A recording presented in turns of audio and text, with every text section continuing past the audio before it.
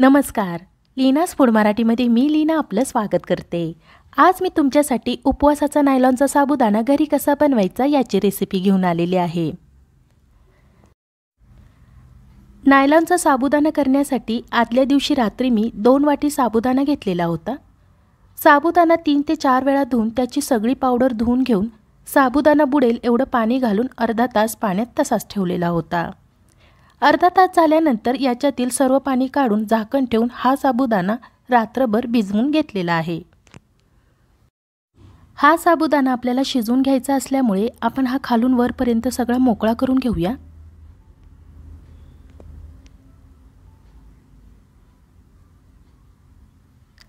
सगळा साबुदाणा मोकळा करून झालेला आहे. भिजवून ठेवल्यामुळे प्रत्येक साबुदाणा छान भिजलेला आहे. गॅसची आच मध्यम आचेपेक्षा थोडी कमी करून कढईमध्ये पाणी उकळत ठेवायचं आहे. साबुदाणा शिजवण्यासाठी अशी एक पसरट प्लेट घ्यायची आहे. मी प्लेटला तेल लावलेलं नाही आहे कारण साबुदाणा वाळल्यानंतर त्याला तेलाचा कच्चा वास येतो. साबुदाणा असा पसरट प्लेटमध्ये पाव ते अर्धा इंच जाडीचा असा एकसारखा पसरून घेऊया.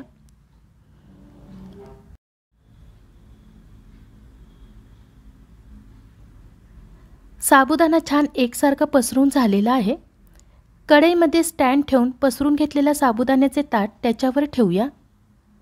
साबुदाणा शिजण्यासाठी याच्यावर झाकण ठेवूया. आता गॅसची आच मोठी करून साबुदाणा काचेसारखा पारदर्शक दिसत नाही तोपर्यंत शिजवून घेऊया. 5 ते 7 मिनिटे झाल्यानंतर झाकण काढूया. साबुदाणा उमलायला लागलेला आहे. झाकण ठेवूया. पुन्हा 5 ते 7 मिनिटे झाल्यानंतर झाकण काढूया. थोडा थोडा साबुदाणा पारदर्शक व्हायला लागलेला आहे. परत याच्यावर झाकण ठेवूया. साबुदाणा शिजला आहे का नाही हे पाहण्यासाठी ही प्रोसेस आपल्याला 3 ते 4 वेळा करायची आहे.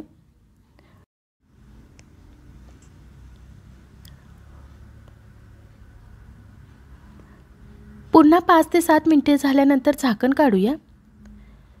सगळा साबुदाणा पारदर्शक झालेला दिसत आहे.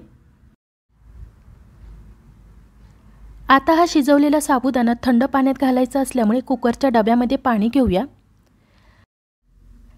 साबुदाणा गरम आणि ताटाला चिकटलेला असल्यामुळे चमच्याने अशा पद्धतीने पटापट थंड पाण्यात घालूया.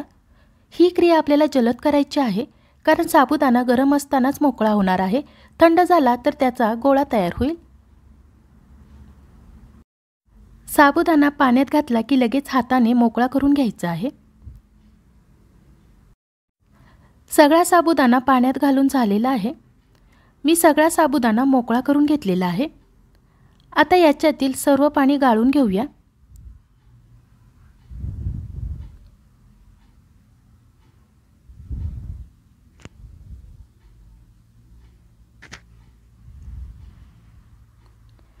साबुदाणा छान मोकळा झालेला आहे. आता आपण याला सुकवायला ठेवूया.